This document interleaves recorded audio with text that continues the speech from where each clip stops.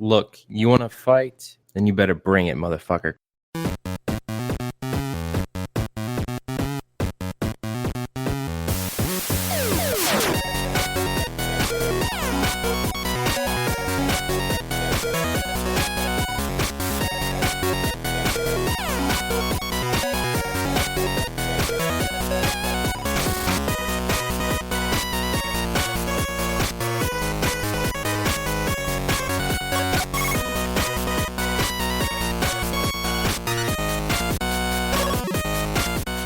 Welcome to the G.N.A podcast, Games, Nerds, and Alcohol, where I spend all day drinking, violently vomit, and then come back to drink some more. Get the fuck out of the car. Hey, everybody, it's Shadow, and I'm not actually going to host this because I'm actually completely sober, so I'm turning it back over to the drunk one.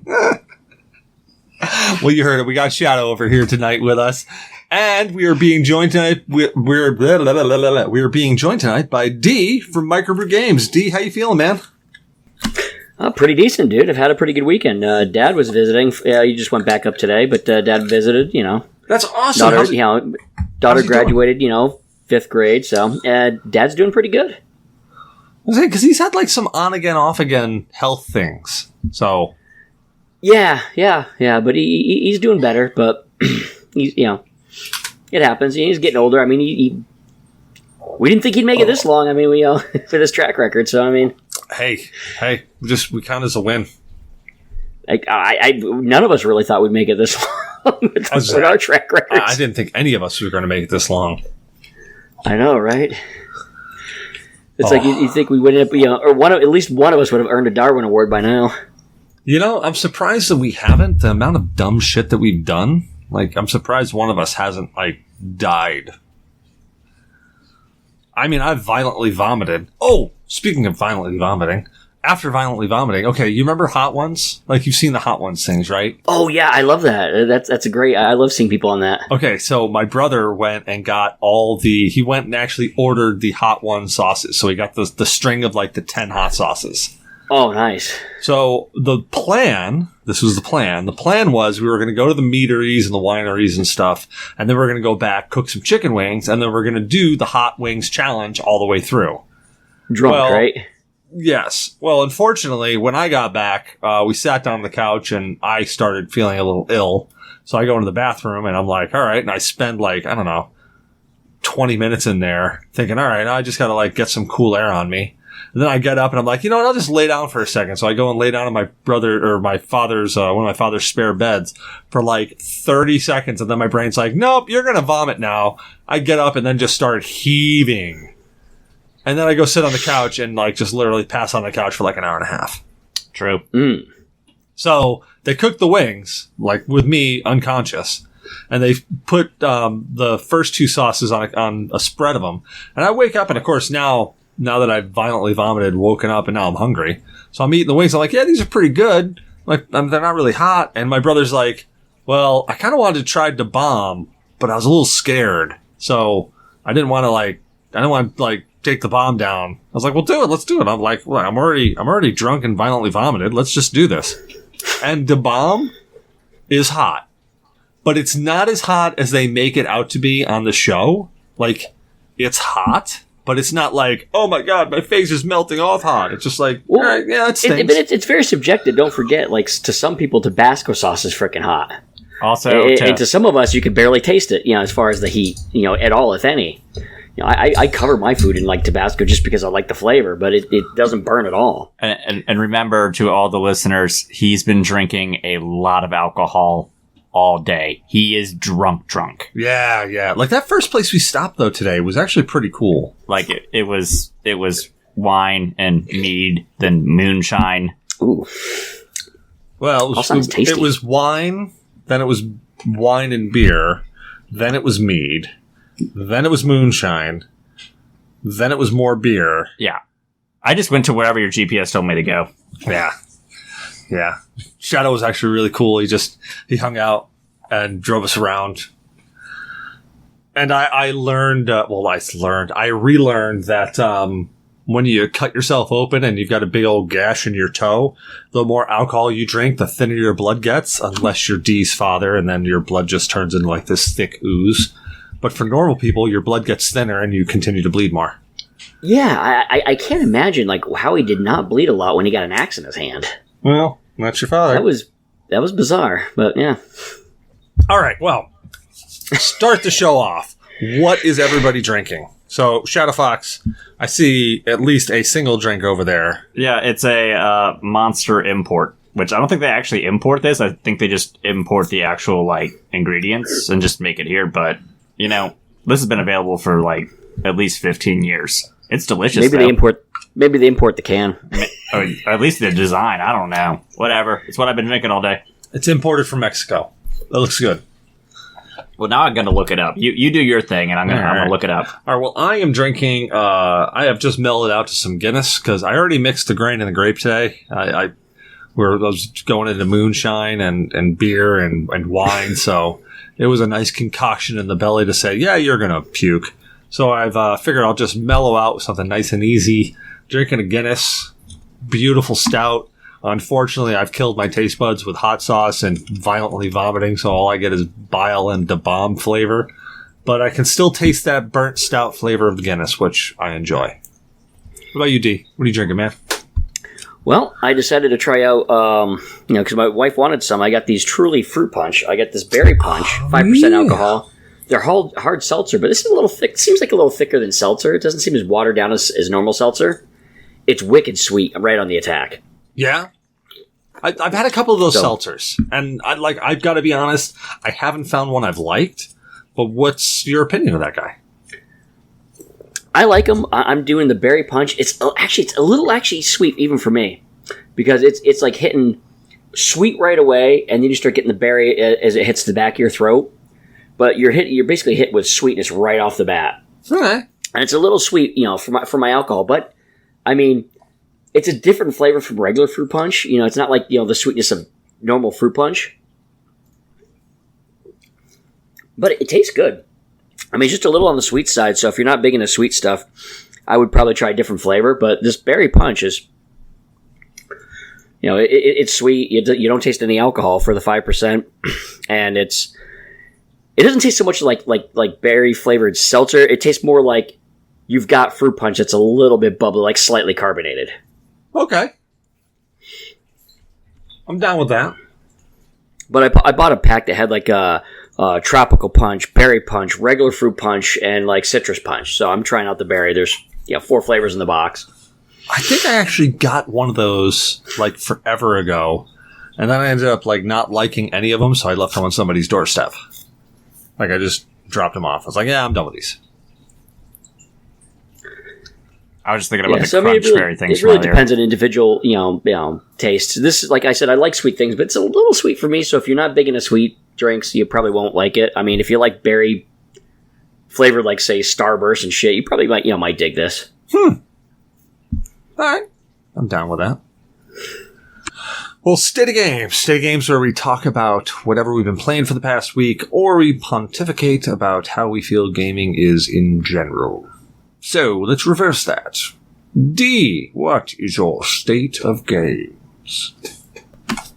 Well, I've been playing a bunch of Final Fantasy V on Game Boy Advance. I've been playing that every night pretty much, before I go to sleep. So I've been right at the end of Final Fantasy V now. Which is I just go back to those from time to time. Really enjoy those. Been playing a little bit of Stardew Valley again. Played some Terraria again. Been cleaning up and reorganizing the game room, so it's a lot cleaner, a lot less clutter. Most stuff's in bins and down the cellar. Just got Mario Strikers. Started playing that. That's fun. How is that? It's pretty cool. It's pretty cool. I'm not gonna lie. The Mario game is. You can you do all types of tricks. It's like a beefed up. It's pretty much like a soccer game with basically you add in some of the tricks and stuff from like say Mario Kart. Like you got all these moves. You can trip people up. And, do kind of little sneaky things. We also got the Switch Sports, which is fun. My son and I have been playing the sword fighting part of it. So because that's got a bunch of games on. I kind of like the old Wii Sports. Yeah. So they did a pretty decent job. I enjoy the games they put on there. So, I've been doing that. you pretty much just keep an eye on some of the news coming out. You know, for the gaming news, I'm excited for some stuff coming out pretty shortly. I don't know if you've been watching the Final Fantasy VII news. Oh, that they're releasing it for PC. So I think it was coming out on Steam, right? Yes, they're releasing the Final Fantasy VII Intergrade, which is the one originally you don't get to have that unless you have the PS5 version, which I do. It has that big add-on with Yuffie. The add-on with Yuffie, it doesn't really follow the original Final Fantasy VII storyline. It's kind of completely different, but still fun. So, you know, you've got that. They've, of course, the Final Fantasy VII Remake Part 2 Rebirth is coming out winter of next year in 2023. And then they got 2 games coming out on mobile. You've got the... I had that up because I always get mess up the names. You got Ever Crisis and First Soldier. Oh, yeah. Aren't they doing a remake? It's like a remake of Crisis Core? Yes, it's a remake of Crisis Core, and the First Soldier is a little bit different than that. You're basically like, I guess one of the soldiers, just some random soldier in it, rather than being any of the main characters. But that's for mobile. I'm not big on playing mobile games or anything on my phone, but I might be tempted to pick those up just to see how they play on it. Because a huge Final Fantasy fan. But I'm excited for the remake Part 2 finally. I really think that as much effort as they put in, it should have been a little bit sooner. Because it's like, how many parts are we going to get? They haven't defined like how many installments. Because this game could be how many hundreds of dollars are we playing to get a complete game? You know what I mean? Yeah, so that was one of the things that worried me about when they were talking about the remake, and it was, you get like, basically the first game is just Midgar. Like, it's just you hanging out in Midgar. Yes, it's not even the first disc. It's Midgar. Yeah. Yeah, so like that was concerning to me, and depending on how they release it, and that's a funny thing, is that like the whole like Final Fantasy VII when it came out on the PlayStation was huge. It was a gargantuan game. And that they're releasing it kind of episodic like this is kind of like, oof. However, I did enjoy what they did with the remake as far as the game that you did get so far was very enjoyable. I like the battle system they adopted for, the characters. Because although I love turn-based RPGs and I love the turn-based, I kind of always thought, like, way back when, it would have been cool to have, like, live action, just having Cloud beat the shit out of stuff with swords, and we get that now with the remake. Well, it's like Secret of Mana. Between the characters. Like the Secret of Mana and the Legends of Mana and all that stuff. That whole series where it was more of an action RPG versus a turn-based. And that's the sucky thing, is that I've got a soft spot in my heart for turn-based RPGs. And turn-based RPGs are just, they're dying. They're just so dying. They are. I absolutely love them. But at least they're not dying so much in the indie scene. The indie scene does have a bunch of those, which is nice. And although I love Final Fantasy VII as turn-based, it's kind of cool to have a little bit more live action with characters like that, with like Tifa, Cloud. So, at the same time, it's kind of cool to have kind of a live action type, version of Final Fantasy. Because, I still have the original Final Fantasy, and I still replay it. I've got it on my, my Vita, as a download on my, on the PlayStation Store. Still have my PlayStation copies from the original PlayStation era. So it's kind of cool to have both. I just wish they'd let us know how many freaking episodes they plan on doing. Like, how long is this going to go? How much is this going to cost me in the end? I know they're going to for sure finish it versus, interest is dropping a little bit. Fuck it, we're going to abandon it. I don't want that shit like, you ass. I don't want to be like, you assholes. Like, I don't see Square Enix. I don't see them doing that. I could see them going out of business and never finishing it, but I don't see them actually just going, you know what, there's not enough interest, so we're just dropping this. Because, let's be honest, it's Final Fantasy. And they made 13, 2, and 3. Yeah. And they made X2. And X2 was, oof. What's your state of games there, Shadow? I'm replaying old shit because that's the kind of person I am, but on a higher note, I got a chance to, during my 8-hour layover in Japan, coming back from my TDY, I got to sit there and play on my Switch, played some Mario Odyssey, so that was a great use of my time. I played Mario Odyssey, but finally got back home, and what was waiting for me? My Steam Deck. Oh, yeah. And of course, I still have not gotten to finish purchasing mine. I still have not got the email, and I ordered it. Like I pre-ordered it right when you guys did. Yeah, like my notice to get it came out like I think a week after I had left home, and was just like, you have 72 hours to order this, and I was like, oh crap, this is gonna show up when I'm not home. Luckily, somebody was able to get it off my porch. Got it home, got logged in, and I was just like, I'm gonna do what I do every time I need to test a platform that can run it. Halo Master Chief Collection. So that's what I've been doing. And overall, it's actually been playing it pretty well. It handled the Microsoft login just fine. I had like a handful of crashes between Reach and Halo 1, but I just started Halo 2. It's been running great for me. Yeah, it gets a little bit hot, but I like it. Plus, now I can sit on Cecil's couch and just sit there and play video games. Versus just sit on my couch and watch me play video games. Yeah. Which is completely boring. Yeah. So that's my state of games. Well, my set of games, I got my Steam Deck. I have been playing the hell out of that. But honestly, the game that I have played probably more than anything else in the past week, The Quarry. I am such a frigging sucker for supermassive games. They hit all the things that I like. That it's the interactive fiction. It's horror. It's a chill game where you can. It's really more of a like you watch the game than you play the game, and like that's where I'm at now.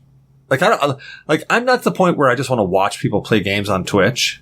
I'm at the point now though where it's like I don't have a ton of time to play games, so I kind of want to like play the game, but kind of participate in it. So yeah, The Quarry's been great. I hate to say that it's predictable, but I called so many things that were happening in it, and I'm both happy and kind of like I guess I knew that was happening. I'm mildly upset that they haven't brought out The Devil in Me, which is the fourth Dark Pictures anthology. The Devil in Me was supposed to be about H.H. Holmes' Murder Hotel, so I'm super excited about that installment. I've played all the rest of them: Man of Medan, Little Hope, House of Ashes. Played Until Dawn, of course.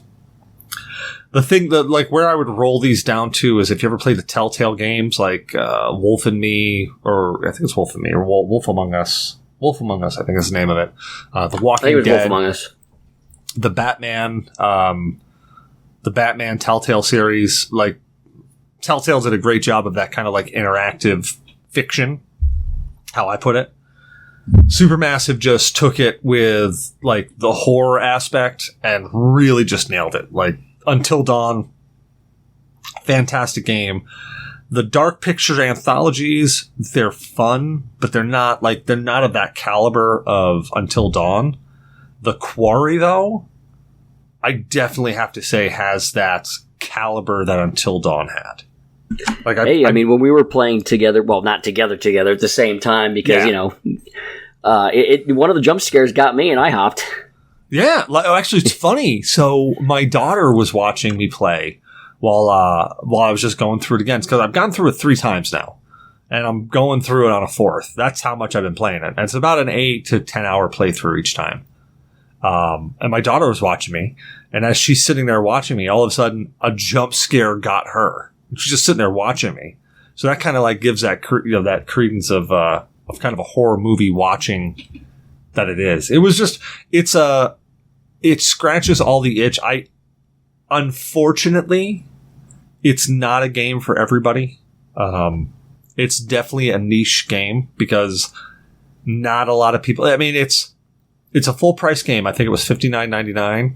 So I mean, it's a full price game, and while a lot of people want to play it, like a lot of people want to go through it the first time, like they don't want to spend $60 for a 8-hour experience or a 10-hour experience. And it's a shame because the games are designed around multiple playthroughs. They're like Until Dawn, all of the Supermassive games are like the Telltale games are pretty linear on like you get pretty much the same ending no matter what you do. It's just, okay, did Claire, whatever her name is, blow the dude's brains out, or did she leave him there to die and walk out? Thank God you actually didn't like pause for longer than you did there because you stopped on the word blow. Yeah, I did. Yeah, I've been there all day. Don't judge me, people. Oh, well, you were looking at my friend on my phone, so. Yeah. And also that waitress. Oh, God, she was hella cute. Hella cute. She was hella cute. We're going back to that brewery. Oh, definitely. We're definitely going back. Oh, dude, I do those Brussels sprouts. Hey, you need to come down to this brewery. Dude, when you come down, like next time you come down, to. and I'm going to drag your ass down here if I have to. I'll just like book a train ticket and be like, hey, be here at this time. Yeah, like I love Brussels sprouts. I don't even know why I love Brussels sprouts, but I love Brussels I like them sprouts. too. I like them too, actually. Dude, And like, they're not well liked, but I do like them. I never had them until like 2 years ago or something, and we started making them around here, and I'm like, why have I never had these things? Because I don't like cabbage. Well, let me rephrase. Well, I like cabbage, but I like cabbage boiled in like a chicken stock, and then I like cabbage. well, but- you also, for most of the time we grew up, you kind of avoided green stuff. So. Oh yeah, yeah. If it didn't like talk, moo, or bleat or something, I didn't eat it. So I'm still pretty much there, and even he got me to eat Brussels sprouts and like 2 different ways of cooking it, and I actually like. Don't get me wrong, I'm not going to make them for myself, but if he puts them on my plate, I'll eat them. Yeah, like I'm not like it was weird when I finally cooked them, and now I seek them out. Like I saw them on the menu, and I'm like, I'm getting Brussels sprouts like that. I'm getting them, dude. They were mixed with. They were mixed with raisins. They were fried, so like they were crispy fried. They were mixed with raisins, something else, and a bacon vinaigrette, and they had big chunks of bacon in it. Oh my God! Like the sweet crunch, like the sweet and salt that went with it. There were golden raisins. That was it. Oh, Granny Smith apples. There were little Granny Smith apples that they were glazed with. The sweet. And then the crunchy, the savory, like it all went together so well. So when are you getting me that train ticket? No, Jeez, this was good. before he was drunk. Yeah, this was before. This was the first glass of wine, kind of stuff. Yeah, it was so good. Yeah, this place is definitely like you got. Yeah, when you come down, it's plus there's that huge lawn area thing. Like we were just like we went out there, and there's like 100 people out there. Like. We didn't see you guys filter through the door. Like literally, we went. Like I made like a whole day of like we're gonna do some winery hopping. And this first one, we probably could have just stayed there and had a really great time all day. Instead, we went to multiple different places. I got blind drunk and violently vomited. Like this one was the one that was like really popping too. Like the rest of them, and it might be because like. You know, that city is primarily like a college city and most of those kids have gone home, plus, you know, the recovery efforts and all that. But like the first place we went to, there was like 100 people there. The rest of the places, like we essentially had the place for ourselves, more or less. Yeah, like we went to, like, well, the last place we ended up in Petersburg, there were a few people there outside. Like there was several people outside, but not nearly as hopping as that first place we went to. So yeah, I got to make a note of that place and got to head back there, maybe for like an evening. Plus, they have their own parking there, unlike half the places we went to, where we had to parallel park somewhere. Ugh. Yeah, that was awesome. That like you didn't have to go search around for a place to park. They actually had a place you could go and park. That's probably a huge part for its popularity too. If it has easy parking, it's like you're like, do I want to go? Am I going to find parking? Am I going to get a ticket? Am I going to get towed? Or versus big parking lot? Hell yeah! And of course, if you got some killer food. Plus, there's no way to like really walk there from most places. Like it's tucked in a back corner. Yeah. So like the area it's in is a previous industrial district that's been more or less converted into more like the hip. They're changing everything from like old warehouse buildings into like apartments and stuff, and it's where all like the younger guys are at. But like the back corner it's in, you're not walking there. You might be able to bike there, but you're not walking back there. So they have to have that parking lot, but still there was a bunch of like, you know, young couples, people with families, dogs, that kind of stuff. Like it was pretty packed actually. Yeah, and it was a great, like they had little tents out there that you could just go in, chill out and drink. They had the fire pit there. They had a beautiful, I think there was a willow there, beautiful tree that you could just sit underneath and. But we were indoors, and like there was still plenty of tables available if you just wanted to be inside. Yeah, but there were still people inside. Yeah, it was a great. What's the name of this place? Knew you were going to ask that. Probably should have looked it up. It's like probably shouldn't have mentioned anything about the waitress then. Oh, why? Because she was hot? cute, but yes, hot. That's a word too. Oh, she was hot. Yeah, she was hot. Yeah, I'm not. We're not mixing words there. She was hot. Brambly Park Winery. Out of it's on Belleville Street, 1708 Belleville Street. So if you've ever been there and you're listening, shoot us a frigging message. Let us know. And yeah. And I guess try the Brussels sprouts. Try the Brussels. Yeah, dude, try the Brussels. And like the large breakfast. Oh my god. Yeah. Yeah, like I was expecting, like you go to some of these places and you're expecting like kind of like a bougie, like, oh, I'm going to get a little artisan pizza. You know, you're expecting like Pizza Hut little personal pan pizza and that's going to be it. But I ordered a breakfast pizza. I still have half of it in my fridge. Like, that's how much they gave you. So in other words, you get hearty portions as well. So you're really getting your money's worth. Nice.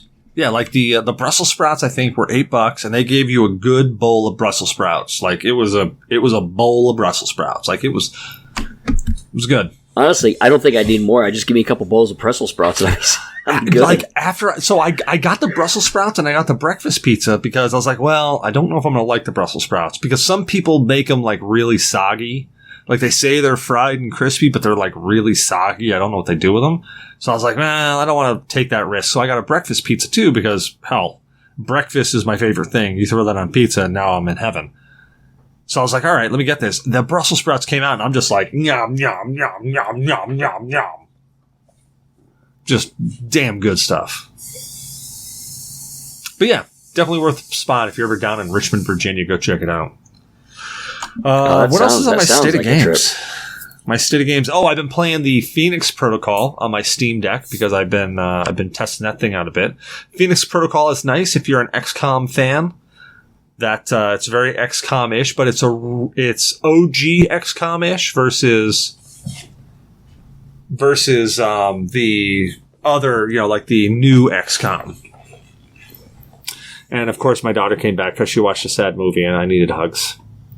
You've also been playing Stardew Valley. Oh, Stardew Valley! Yeah, he's been playing Stardew Valley next to me. I have been playing a bunch of Stardew Valley. And he's been playing with me. I was playing Stardew Valley with her. Yeah, you want to make everybody sad? Play some Ori and the Blind Forest again. Oh my god! Okay, I'm going to mention this game, and I want your reaction. Honest reaction, kid. Ori and the Blind Forest. Right.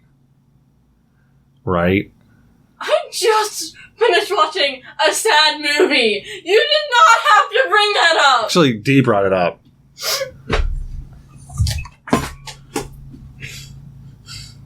That's the face you get. That's also the face you get when you mention that there's a ghost that locks the doors. Oh no, I have plenty of ghosts in my room. No, the ghost that locks the back door when you go outside. Oh my! It is a habit, okay?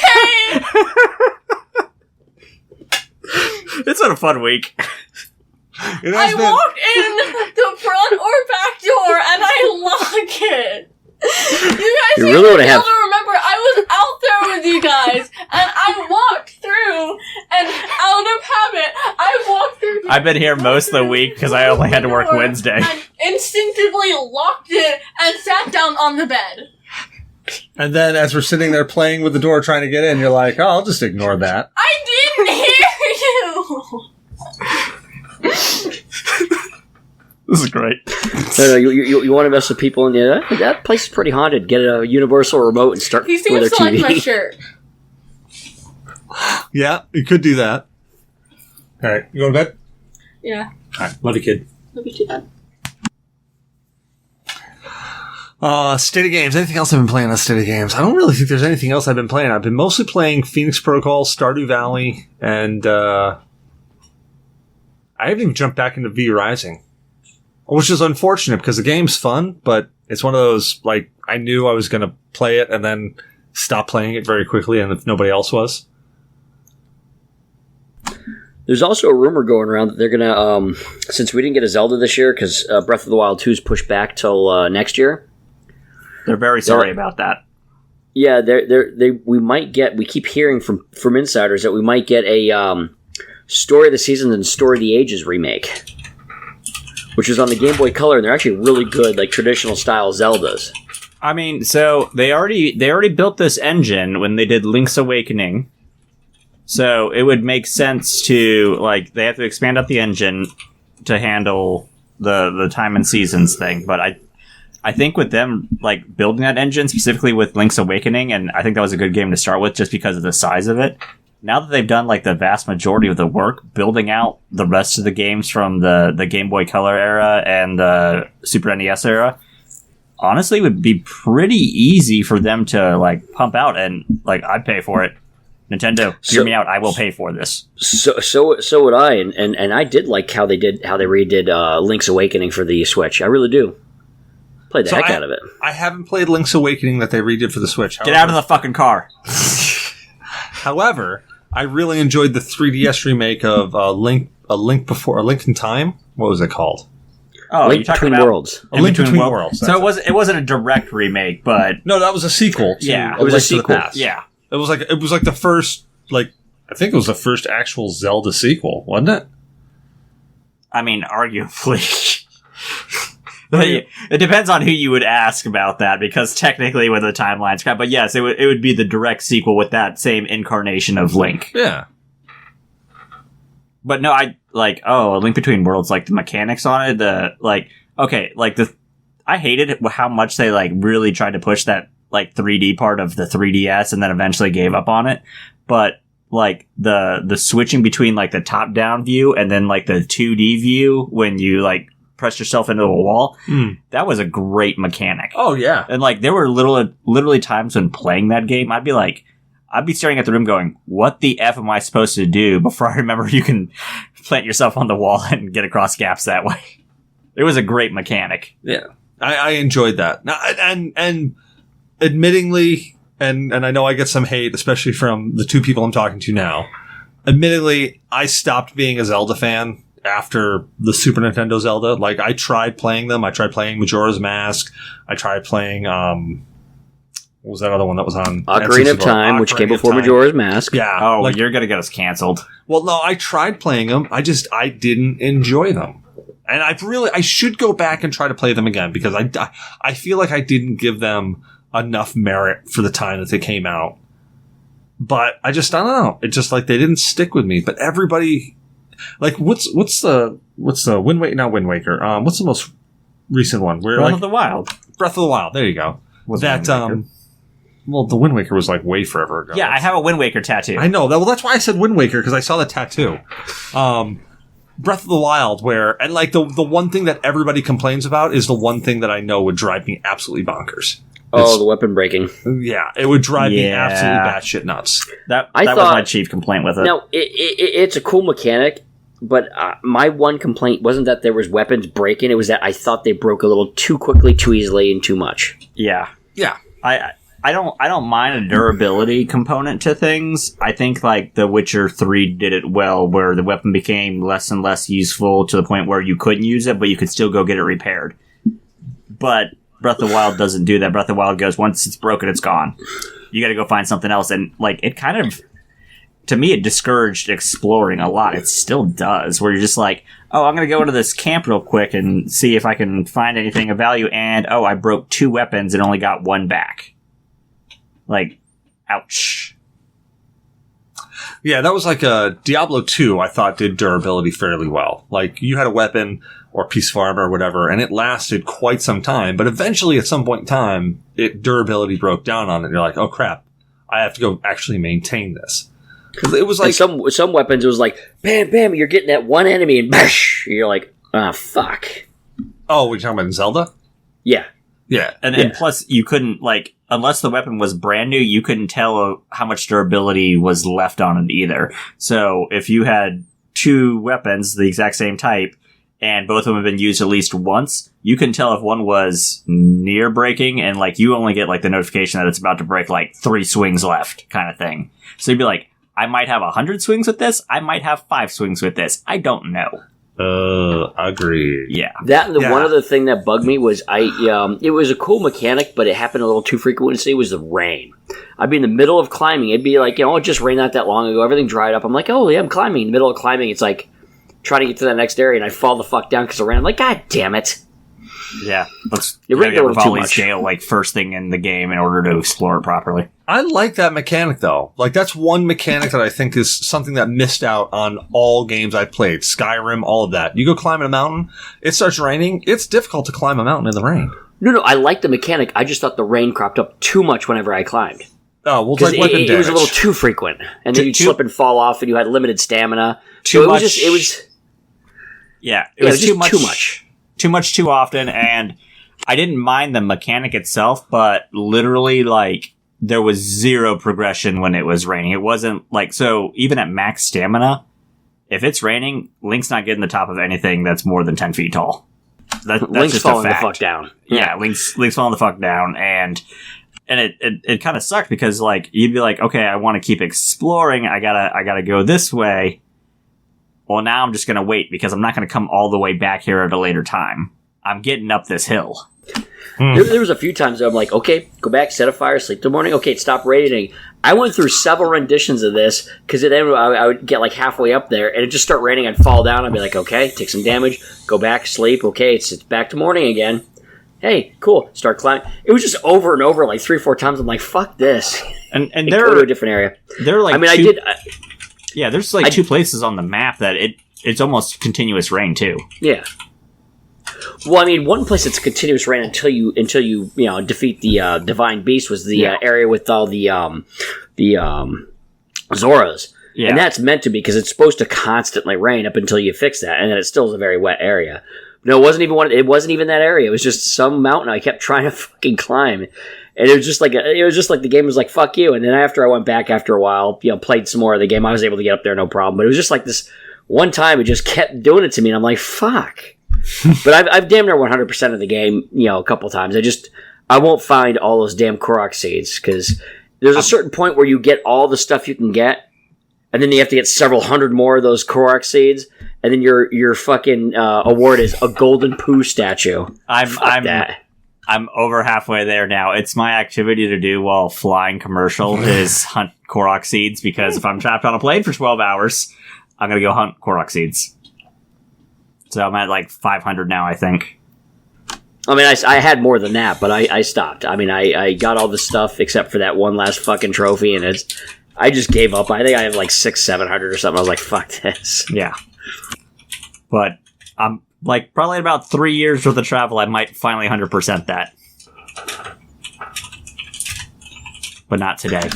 But, I mean, bashing aside for those couple mechanics, the rain mechanic was awesome. It was just too frequent. But the weapons breaking would be fine for the durability if they tweaked it a little bit and had it less frequently. But for most part, that game was a phenomenal game. I mean, the open exploration, and all the stuff you can do, like the shield surfing, the horses. I mean, all the places to explore. It was a phenomenal game. The DLC was appropriate, wasn't overly done. Yep, And I got DLC. It wasn't overpriced. Yeah, I got all the DLC. It was good. It gave more of a backstory to the champions, and it gave you some it was a challenge to complete, but they definitely gave you something worthwhile for completing it. Yeah, so I mean, overall, I think Breath of the Wild is a phenomenal game. Overall, I mean, if they just had a few tweaks, I think it would have been like a perfect game. Yeah, it's one of those it's kind of one of those I'm not saying it's a bad game. I recognize that it's a great game. It's just one of those. I just haven't gotten into it. It wasn't Well, that Skyward mechanic Sword. just would bug you. Yeah, it wasn't Skyward Sword. That was the key thing. Okay. Which I have yet to play the HD version of it. I want to get it now that you can play it without motion controls. I just haven't gotten to it yet. Yeah, the controls still. I played the Skyward Sword on the Switch, the new version. Fucking controls still suck. Yeah. Pisses me right off. I have a hard time with them, so I'm like, damn it. But one game I did like is you might like, because it's a little darker too, but you might like is Twilight Princess. That's true. That's a pretty good one. You might dig that one, Cecil. Well, I'll have to give it a shot. Well, yeah, That came out on both the GameCube and the Wii. Wii U. Oh yeah, also get the HD version on the Wii U. Well, HD was on the Wii U. Yeah, I have Yeah, the but Wii, I I have a mean- Wii though. Yeah, but the original version was on GameCube and Wii, and then they did the HD version on the Wii U. But yes, either way, the Twilight Princess is a fantastic game. I'll give it a shot. I'm up to try almost anything, and I'm at the point now where I spend money on stupid stuff, and I'll just randomly find stuff that is halfway decent. But I'll out of like 20 games I buy, one of them will be decent. So I'm okay with just shooting from the hip for things. Also, Twilight Princess is essentially a more mature, like, Ocarina of Time. Like, it's the same formula, more or less the same setting, but it's a much more matured and, like, graphically overhauled. Controls are improved, but it's more that than Wind Waker ever would have been. Well, that's not selling it, because I didn't like Ocarina of Time. Whatever. Get out of the You fucking could be car. Wolf Link. Hey, you could be Wolf Link, and it was actually it's got some decent 3D exploration. Okay. And it's got a good storyline, and it's the focus on this isn't necessarily as much on Princess Zelda for this one as it is somebody else. And it's good. It's a little darker. It deals with the Shadow Realm. It's a lot of fun. You get to play as a wolf for a while, and eventually switch between Link and Wolf Link. You might dig it. I didn't find it to be too similar to Ocarina of Time or Majora's Mask. I mean, obviously it's 3D, but it's also a lot better graphics. Yeah, as far as like if you had to compare it to any Zelda, I would say it's probably closer to those two than anything else that had come out previously or even after. All right. I'll give it a shot. I'm up for any. Like, I'm dead serious. I'm up for anything. I mean, I've been digging the Quarry. That's my main vein right now, because it's just, well, one, it's got Ariel Winters in it, and everybody know who Ariel Winters is, right? I think I'm Googling to make sure I have the right face. Yes. Okay. Where's Ariel Winters from? I'm calling you on it. You said yes. Oh, yep. I'm good. I'm up to speed. Yeah. Yeah, I mean, I looked it up last time, so yes, I know who she is, but I keep forgetting what fucking movie she's in. Well, so she's in most people would probably know her from Modern Family. I happen to know her from because I have a daughter, and my daughter loved Disney stuff. I know her from Sophia the First, since she's the voice of Sophia the First. But Ariel Winters is in it, in the Quarry. There's actually a couple of people in the Quarry. I'm forgetting the names of everybody in it, but Ariel Winters just the one that stuck out to me. Is she the one that plays the character that has kind of the jaw knocked to the side a little bit? Yes, she's the character. The one with the graphics that were bothering the shit out of me? Yes. And I'm like, is her jaw knocked to the side like that on purpose? I'm assuming that it was the character supposed to be that way. I'm the one that actually brought it up, and then you couldn't unsee it. No, I couldn't. It's like Tom Cruise's center tooth. Like, once somebody points it out, it's like, I can't unsee that now. Like, that's forever in my brain.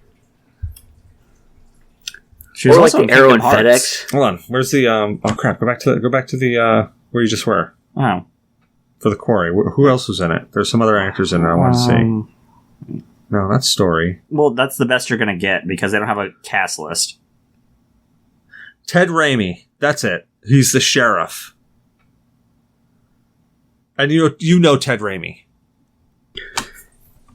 Hey, Cecil. Oh, nice. Is that the that's the Wii U version. The Wii version of the Twilight Princess with the Wolf Link. Oh, the collector's edition. Amiibo. That's a nice Yeah. condition. Yep. Yeah, I unboxed mine because I wanted to play with a Wolfie. Yeah, I don't blame you. If I was there, I probably would be opening that and have him beating me because I'd be opening Actually- this pack. Actually, mine's still sealed, and I bought the Wolf separate. So I mean, I bought. Yeah, I still have it to play with. So I mean, No, but I'm saying, like, you would be angry at me because you would have been like, hey, check this out. And I would have literally been opening the box to play with a wolf in my current state. And you'd be like, He's drunk. well then I would force you, since I have a Wii U, I'd force you to play the damn game. Then if you open I would. it, I would. Yeah. I'd open it and I immediately start playing. I'd let you borrow mine, but it's currently on loan. Who's got it? Daymok. Oh, well, there you go.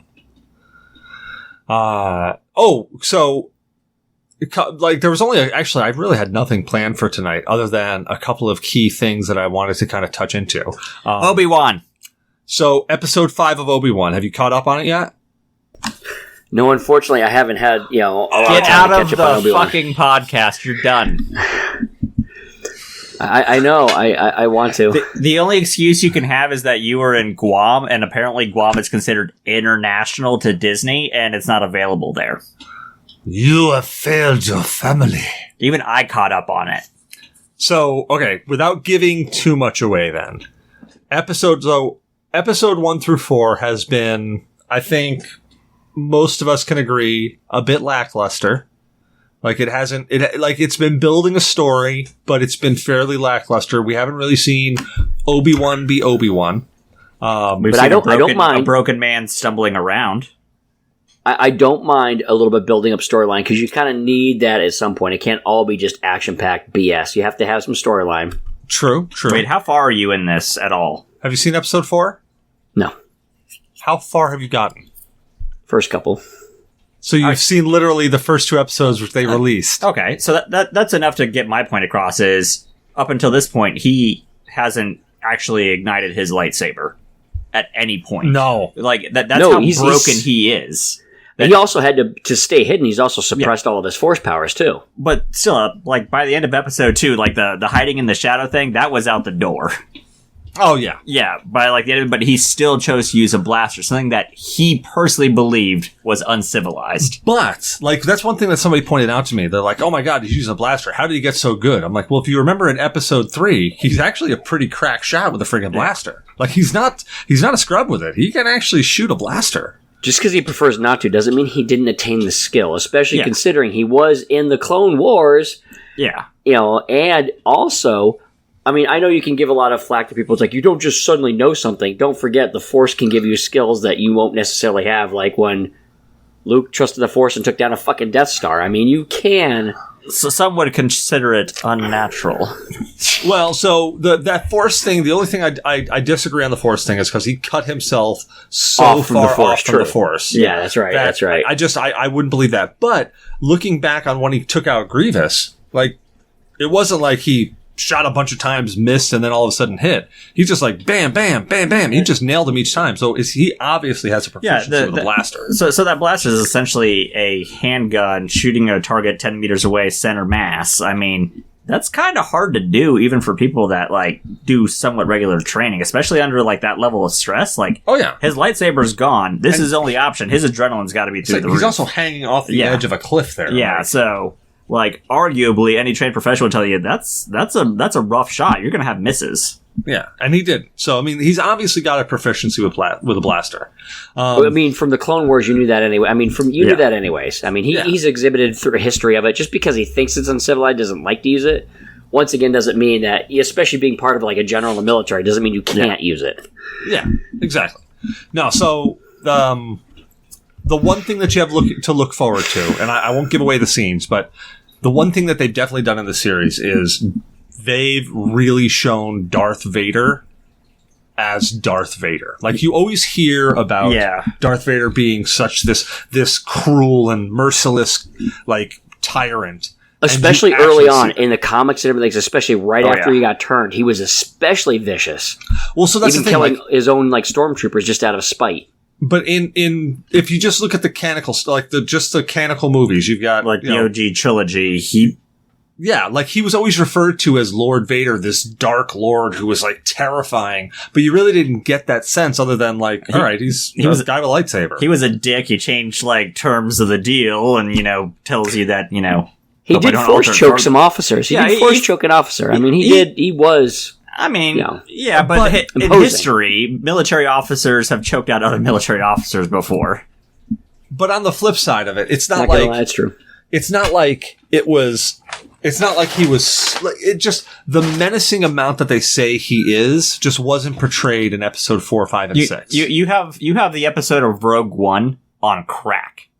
The hallway scene. Oh yeah. So like Rogue One, you get to see Vader. And you're like, holy crap, that's Vader. Which is one of the things that Rogue One did do right. Yep.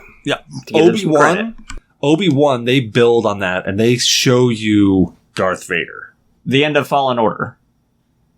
Yeah. Yeah, it's more like, but again, it's amped up to an 11. Yeah. Right there. It's like, you're like, oh, yeah, no. Yeah. No, anybody that's seen this, like, no, nobody stands a chance. Yeah. I mean, it's hard to keep up with what's canon and what's not, considering all the, from Lucasfilms to Disney and then the uncanon. Yeah. But in the comics, it's like one stormtrooper accidentally saw Darth Vader without his mask on just yet, and he just is like, oh my, and then Darth Vader snapped his neck. I mean, he went through and killed tons indiscriminately. But that's because he wanted to keep his identity secret. He didn't want anybody to recognize him as Anakin Skywalker. Wasn't it? The stormtrooper couldn't even recognize him. He was just so scarred that the stormtrooper didn't say, "Oh, it's Anakin." He was like, "Oh my god!" No, but that's Darth Vader's stick, is that he doesn't want anybody to recognize him as Anakin.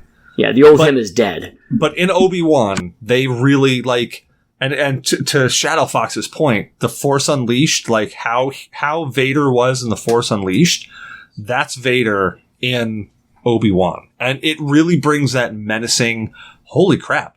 This guy really is the most powerful Force user out there. I mean, he single-handedly wiped out after Order 66 took care of some, he single-handedly wiped out a majority of Jedi. Yeah. He went toe-to-toe with so many masters. Oh, and he occasionally took a couple of losses, but eventually he got them. And they're not done talking about 66. No, they're still talking 66. So that's how the series opens, right? With the attack on the Jedi Temple, and you're like, oh god, I'm doing this again. All right. But they're still not done. Like, there's still ramifications that are going to be presented. Yeah. I'm really interested. So the last episode comes out Wednesday, and I can almost guarantee you that I'll be at work when it releases, and we'll probably pop it up at lunchtime and watch it during lunchtime, because that's what we did this last episode. But I'm hesitant because here's my take. I'm trying to formulate my words here because I'm pretty inebriated. The show is called Obi-Wan, and you kind of just have an expectation that Obi-Wan's going to do some cool stuff. Well, as of yet, Obi-Wan really hasn't done anything cool. In fact, Obi-Wan has, his character has really changed, vastly from what his character was in the prequels, as well as the Clone Wars television show, the animated series. Yeah, that's why I refer to him as he's an incredibly broken person right now. He is. He's definitely, his character is written so differently now. But you know what? I mean, I didn't actually get. I know the show's called Obi-Wan, but I didn't get even the feeling that he's going to do anything badass. I mean, but it may be because I'm a long-standing Star Wars fan. But I mean, the only reason he's not found and killed or hunted, at least is because it's he goes into hiding. Just seemed like Yoda. Yoda didn't go around using his Force powers. He stayed in hiding, and the reason why he went to Dagobah is because of all the negative and the dark side kind of masked anything he would do. So, I mean, it's you can't really go out there and be, a Jedi. And the thing is if you have to suppress being a Jedi, doing good, saving people, all that stuff, and you have to basically go against, all your principles to stay hidden, it's gonna take its toll, and you're not gonna be able to use your, basically your gifts, your powers, or anything. You're gonna be relying on your two hands and nothing else. So crack a lightsaber open, and you're fucking it's a Jedi. Here's a gripe that I have, though. So in the first couple of episodes, Obi-Wan talks to Owen and talks about training the boy. Obviously, Luke Skywalker.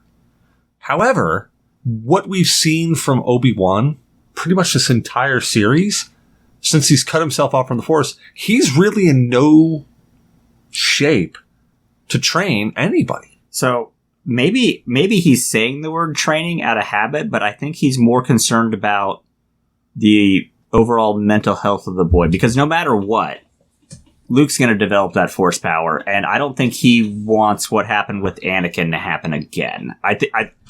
That's just me, and the writer could just be using the wrong terminology, but that's my theory on it. Is when he says train the boy, it's not training him in the use of the Force, it's training him how to control his emotions. But also, don't forget, I mean, just because it's say for instance, you can still instruct somebody, because he went through all the training in the Jedi. He was a Jedi general. I mean, he knows, just because he cut himself off of the Force doesn't mean he doesn't know how to train or know how to use it. He can still guide Luke, even without touching the Force himself. It's I can still, say, teach somebody how to do, at least guide them on how to learn how to sword fighting, even say I got my arms chopped up if I was a sword master. But I mean, it's you can still teach without being able to do any more after losing it. You can still guide and teach. You could teach acrobatics and have broken your back and not be able to do it anymore. Okay, so here's my devil's advocate on that. You're absolutely right. That is possible. However, let's take a look at the movie Maverick. where he's literally trying to train these people to fly a specific mission. None of them can do it. And then he goes and says, well, look, I'm going to do it, and shows them it can be done, which then gives them the insight of like, okay, I've now seen how it can be done. Now I can actually go do it.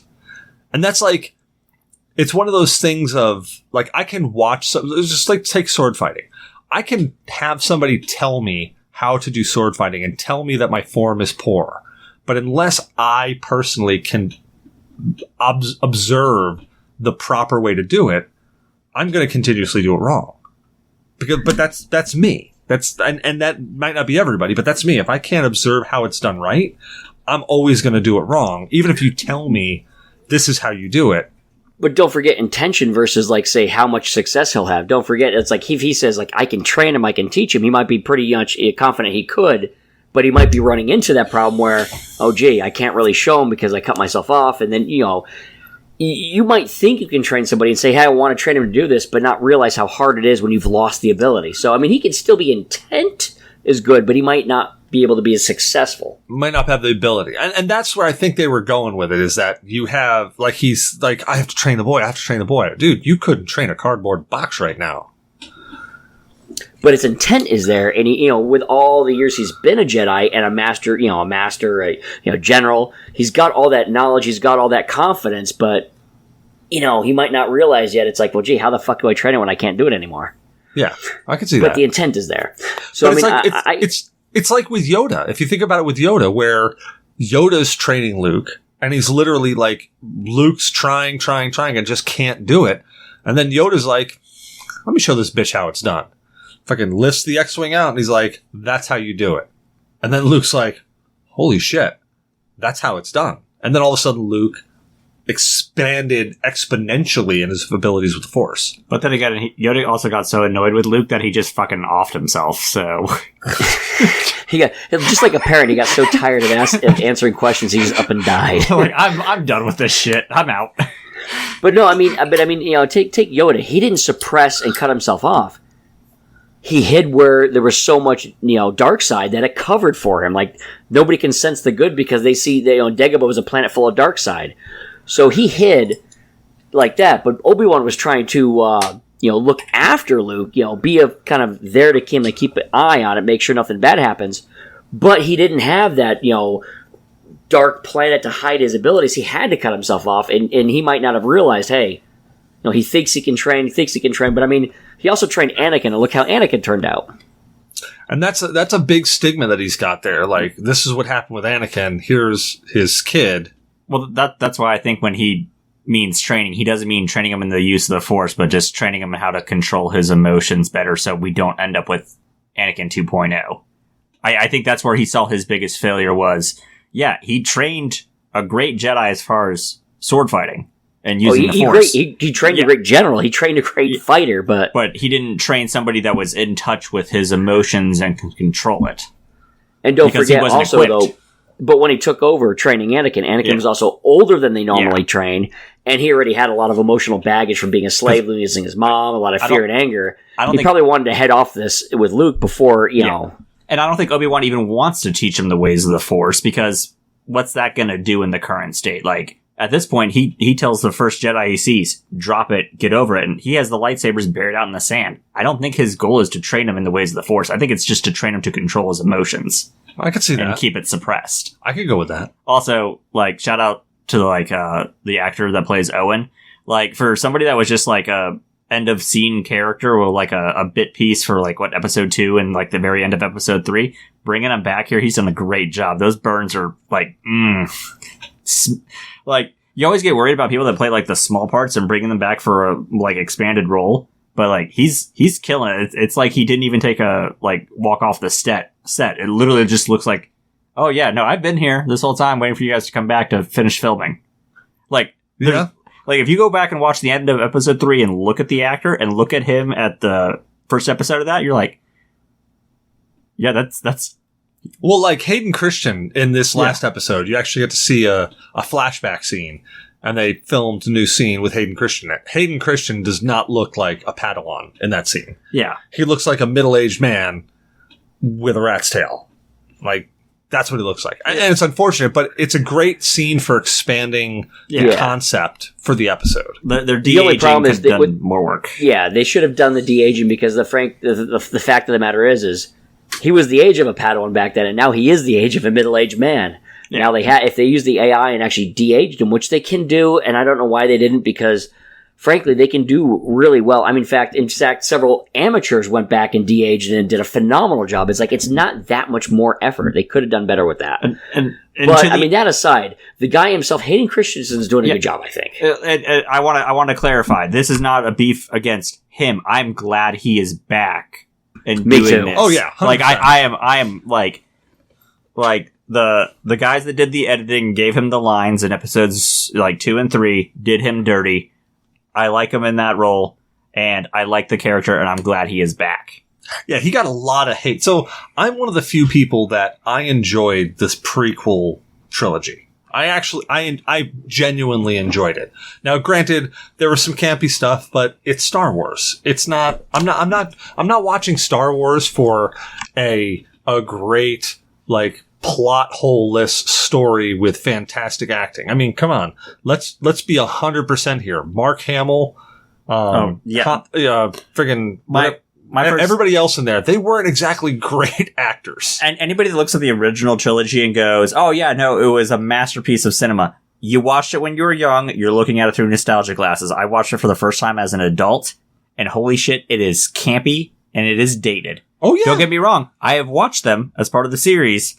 But, like, legitimately, I watched them the one time each, maybe a second time through at some point. I'll go back and rewatch the Clone Wars animated series. I'll go back and watch the prequels again. But, man, that original trilogy, it's campy and, it's so dated. Dated. It is. But the one thing that I really enjoyed out of this Obi Wan series is that you see a move that Vader used on Luke Skywalker in Empire Strikes Back, but you get to see it in a flashback scene where he uses it against Obi Wan, and it was a little nod, and it was really like if you didn't pay attention, you'd almost miss it because it was so quick. But I like that they brought that move, like they brought that whole thing full circle. Like this is something that he's done before, and he's using it again. So what I'm hearing is you need to catch up. Yeah, dude, you need to catch up. Like, what are you doing right now? Why aren't you watching Obi-Wan? Yeah, seriously. No excuses. I literally could not watch episodes 3 and 4 until I left Guam. Also, the download speeds at, like, the Narita Tokyo airport are absurd for free Wi-Fi. Like, it downloaded those 2 episodes in, like, 5 minutes flat. Nice.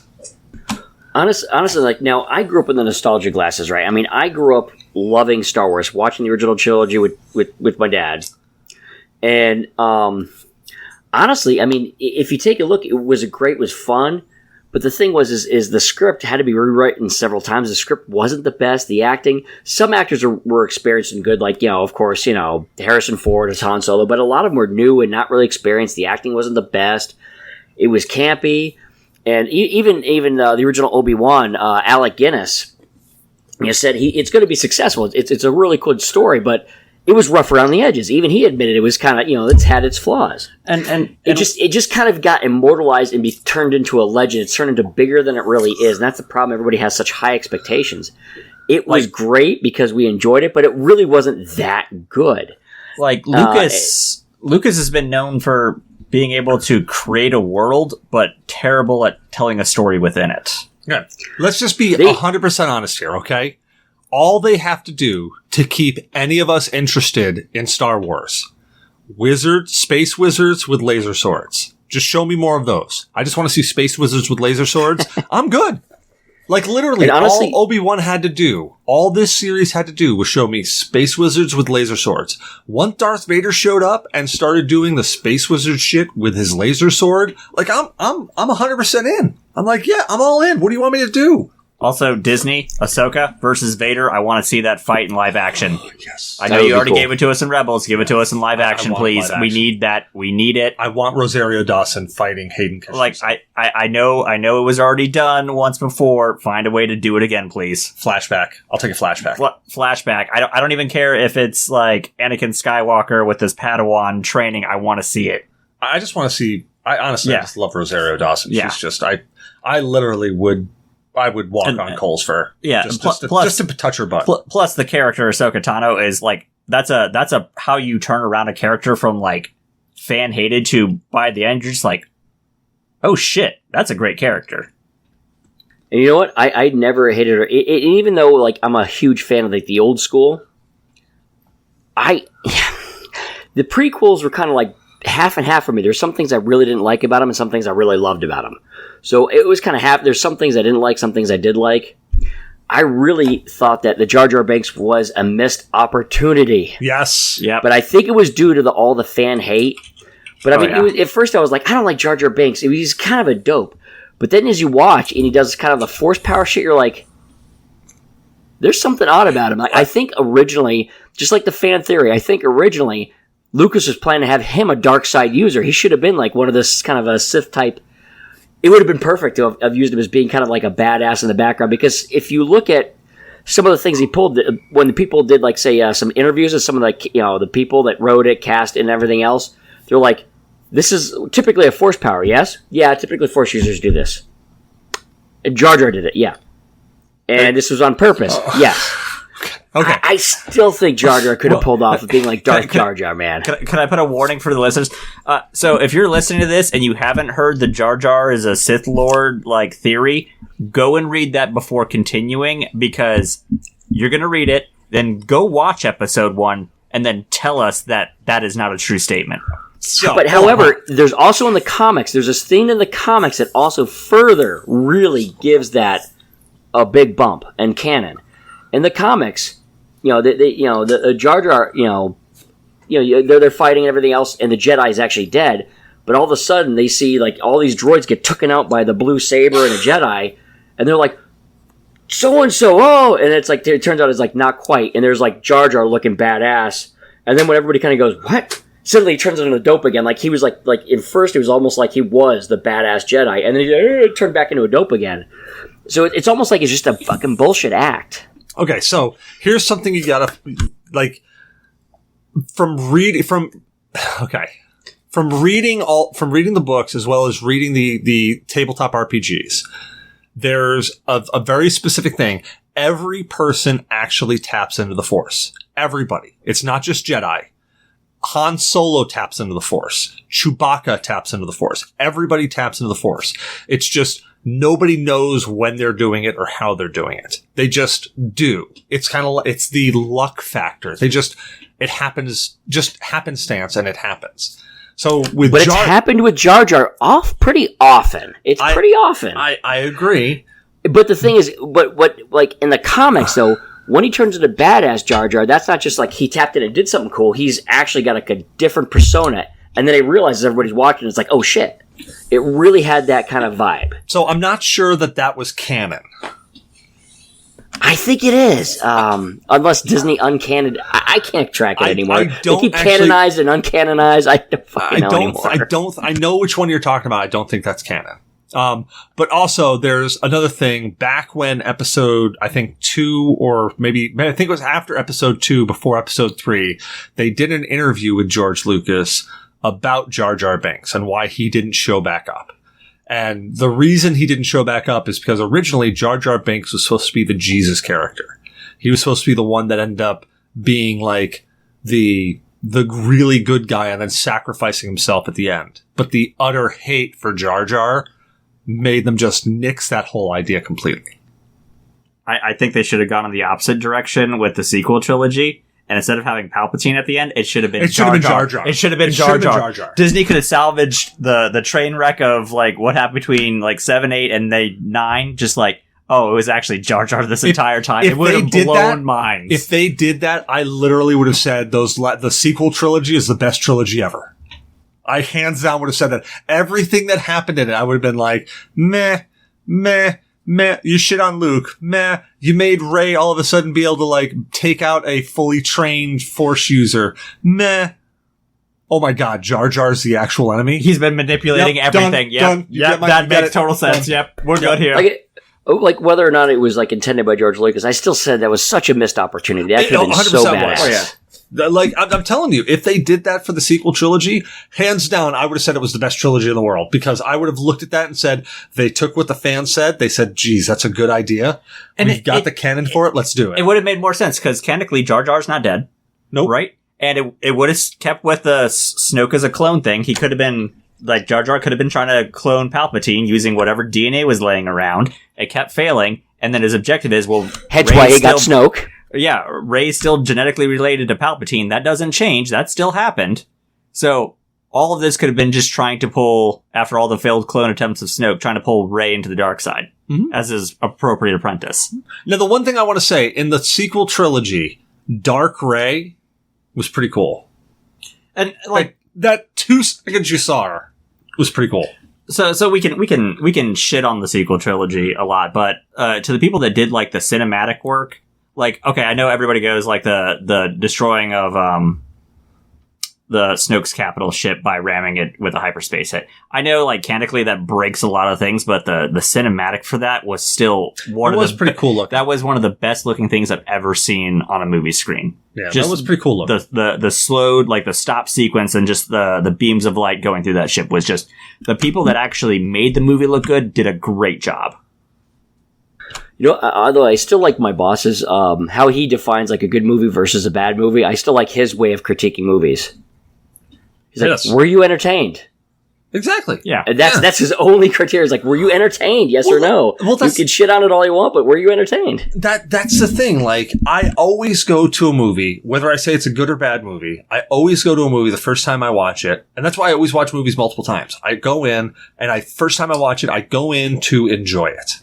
My mindset is I'm going to enjoy this. I'm going in to enjoy this. That's why it pisses me off so much when people start shitting on a video game, a movie, a series or whatever. It's like, well, I haven't had a chance to watch it. So, like, okay, glad you hated it, but, like, don't make me hate it before I even get a chance to watch it. I mean, I take opinions. Take the comic book movies, like the X-Men, you get all these movies and people, like, they're expecting, like, comic book and they shit on it. Yeah. I just throw all that out the window. Like, I don't have any expectations. I mean, like, the characters, it's like, just throw all that history out. This is like treat it like a separate universe. It's like just... Yeah. That's exactly what I told my brother. Is it a fun freaking movie? That's exactly what I told my brother. Back when the original Tobey Maguire Spider-Man came out, he watched the first Spider-Man, and he didn't like it. Like, he was crazy. It's like, it didn't do this, it didn't do that, it didn't do this. And I said, bro... I enjoyed it. I enjoyed it too. Like, I enjoyed it for what it was. But I looked at it and I said, bro, you gotta think about this. I was like, you gotta think of it this way. This is a completely separate universe. This isn't the comic book. This is an alternate dimension. They're retelling Spider-Man in that other dimension. This is what happened in that dimension. If you keep your head wrapped around that, and keep your head wrapped around that for every comic book movie that comes out. Like, okay, I loved Blade. The original Blade, I loved that movie. It was enjoyable. That movie was nothing like the comics. It's ironic, the description that you just gave about the Spider-Man existed in its own universe, that's literally the plot for No Way Home. It is. It's exactly the plot for No Way Home. But even so, take a look at Marvel and DC both today. They have so many universes and timelines and all that. It's such a mess anyways. Mm-hmm. And it's like, just enjoy it. See if the movie's good. I mean, if it's bad, it's bad. But I mean, just enjoy it for something separate. Yeah. Because a lot of times it's like, say if they did follow the comics perfect, right? One, some of that stuff, how do you do? I mean, now with computer graphics, we can do a lot more that we couldn't before. But it's like, but even so, you'd be bored if it's the same storyline. You know exactly what's coming every fucking step. But even even that, it's still, some of those stories are super dated. Like, it just would not translate to the screen. People would look at it and go, why is this person jumping into a phone booth to change their clothes? What the hell's a phone booth? Not only is it dated, I mean, a lot of people, the culture has changed. A lot of people's the morals and a lot of things have changed, and a lot of things just won't translate as much. But it'll still work in Japan. They have payphones there still. We have payphones here. There are a lot of like, I was only in that terminal, but I saw at least 20 payphones. You know, that's exactly why. That's what I blame for the complete rise in crime lately. The lack of payphones. Yeah, we don't have enough payphones, so Superman has no place to fucking change. Yeah, even though he can right. literally just it's our go fault. home. It's our fault for this. And look, have you seen a police box? How the hell is Doctor Who supposed to camouflage? Like, there hasn't been a police box in years. We've took all the little, hidey holes of all of our heroes and got rid of them. So, no shit. Yeah, they're like, I can't help you now. You're going to see where I come from. But yeah, so but the alternate universe thing, that's always been, that's exactly the same thing that I told Chris. Well, you met him. Well, you met him. Actually, have you ever met my brother before? Okay, how many brothers do you have? 2. Okay, I went drinking with one all day. I assume that's not the one we're talking about. No, that's what I'm talking. You've met him before, right? Yeah, But before today. I think so. I thought Isn't so. he the one that went to Texas Day, Brazil? Yes. Yeah, I took pictures. Yes. Okay, so you definitely have met him. I met him before. He was like, "Oh, I never met you." I'm like, "I thought you had." I was like, I'm pretty sure I met you. I think I have photos of you on my phone. Not to sound creepy, but I take photos of a lot of things. Yeah, you do. Well, Texas to Brazil's a good place. We gotta get back there someday. yeah, we gotta get back there someday. Although I do need a little bit of time, because last time we went there, I ended up sad afterwards for other reasons. Moving past that. Moving past that. Yeah, moving past that.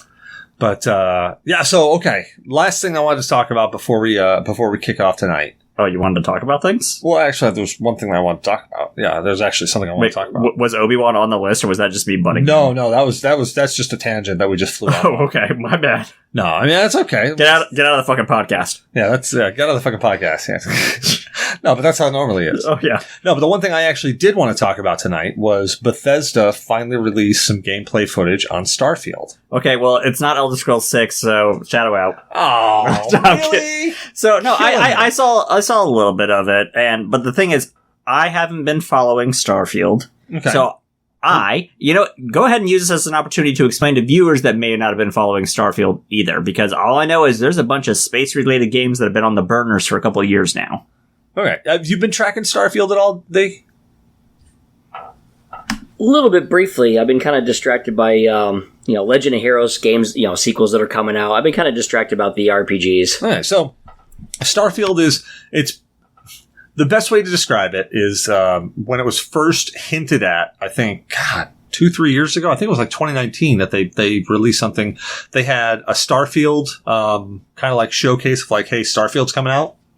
And then they had Elder Scrolls 6, like just a flash up on the screen. That was it. Was that the same announcer that did like the Elder Scrolls Swords mobile game? Yes. That's probably why I wasn't paying attention. I was just pissed off at that point. Yeah, and Elder Scrolls Swords is okay. It's not great, but it's okay. Anyway, so Starfield was a new IP that's being released by Bethesda. Todd Howard's given a whole bunch of stuff on it now, but basically what you got before was just kind of like, hey, we're giving Starfield, and it's the pitch that at least I got was it was Skyrim in space. What I've seen of it now, the gameplay and whatnot, is, and it's really funny because everybody knows, if you listen to the show, I'm a No Man's Sky fan. Like, I'm a huge No Man's Sky fan. So one of the things that a lot of people have been complaining about in the circles that I've been in is that this is going to take the place of No Man's Sky. With the whole saga with No Man's Sky, just kind of a side note and a shout out. Do you ever watch Internet Historian? Negative. Watch. My boss turned me onto that. Watch Internet Historian for the No Man's Sky. They do a full kind of history of how that got out of control, what happened, and how they made the comeback to now the fact that it's a freaking great game, and how much they kind of deserve some respect for like how they turned it around at no extra additional cost to the the fans, the customers. They do a really good job. I think you should check that out. That'll give you a whole background of what happened with No Man's Sky. Well, I mean, I know you know it, but I mean for the general person. Yeah, I feel that I've got a good grasp on it, but I'm going to check it out anyways to see, to see what other pieces of information I could possibly get. Or if you agree or disagree with anything with him, but I think he did a really good job overall. Yeah. And Internet Historian has done some other cool stuff. I just wanted to give a shout out to that and point that out because it was cool. I watched it like literally last week. Well, Starfield, as I said, was supposed to be like the idea that I got was Skyrim in space, and everybody loves Skyrim. So, I mean, Skyrim, I think they ported Skyrim to my microwave clock dial, so, I mean, it's everywhere. That's impressive. You have an old microwave. I know, and you can still play Skyrim on it.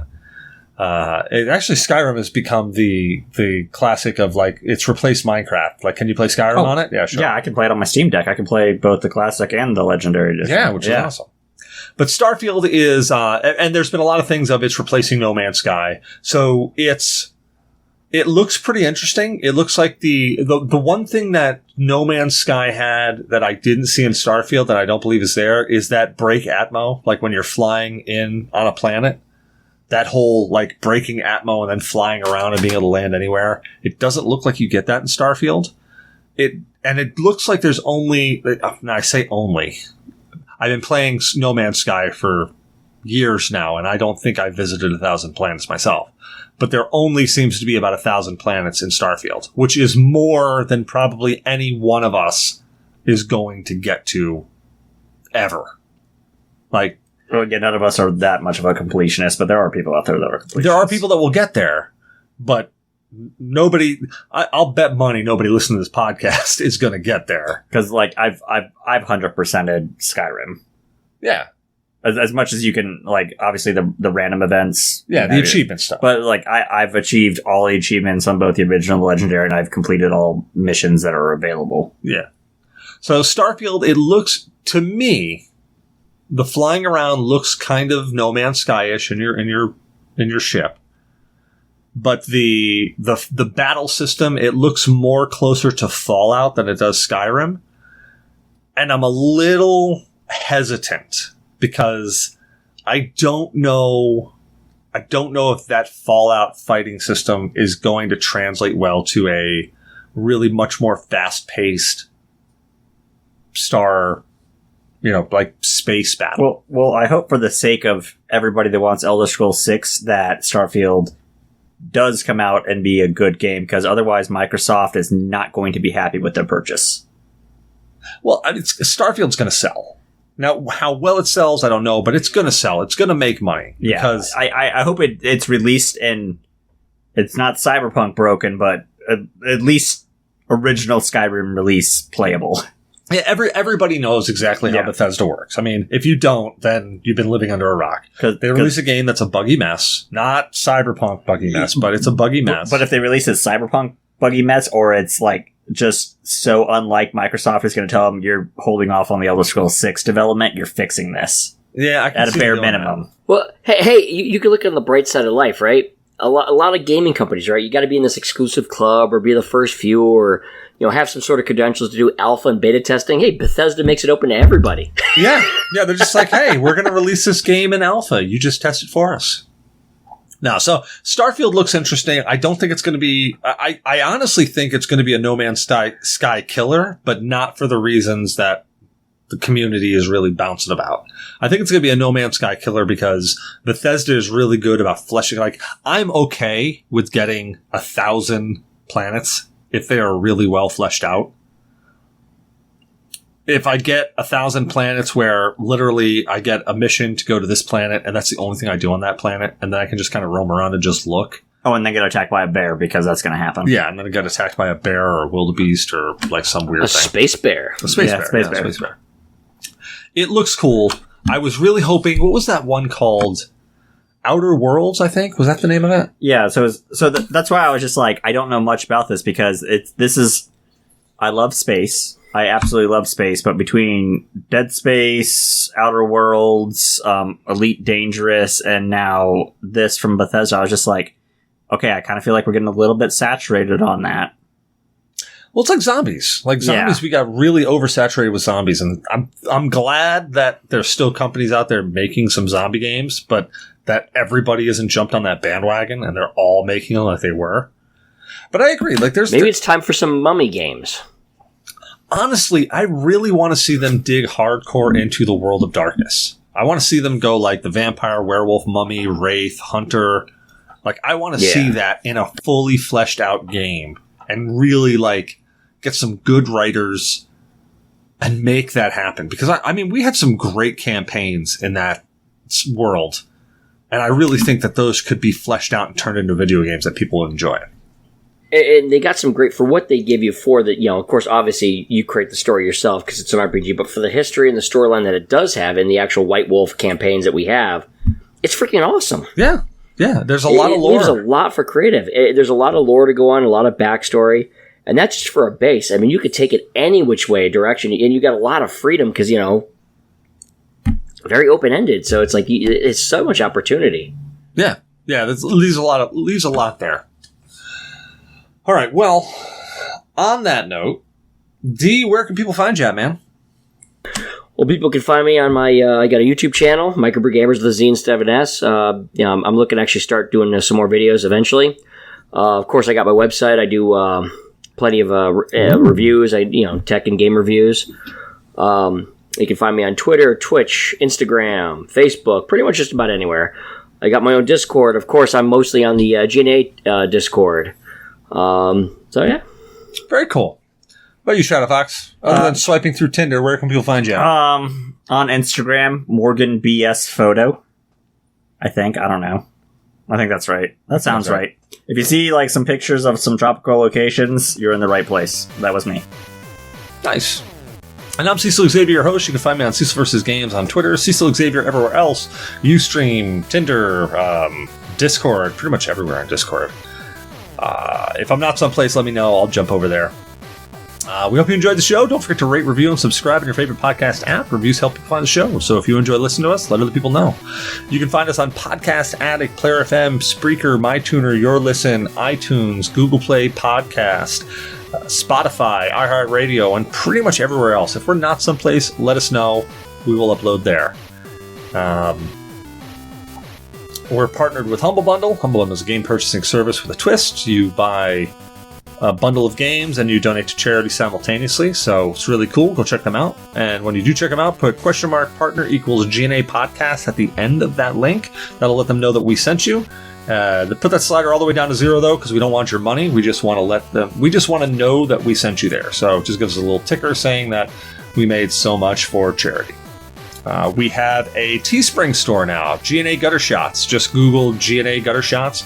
We got a bunch of stuff up there. I'm actually going to be revamping the store here in a little bit and reorganizing some stuff. I've got, I think, the Brit Shark line that I got to throw up there, as well as the Destructobot line and the Lex line that I got to throw up there. So it's going to be some fun stuff. Be throwing that out. I've also been jumping on Twitch every now and then and streaming whatever game I'm playing. Up on the G.N.A podcast, so just search G.N.A podcast on Twitch and you'll find us there. We got a website, www.gnapodcast.com. Go check us out there. It's always a good time. And if that link doesn't work, whatiscecildrinking.com still forwards to it. I'm not suspending that domain. It's $12 every year. I'm keeping it. Ironically, that's still there as well.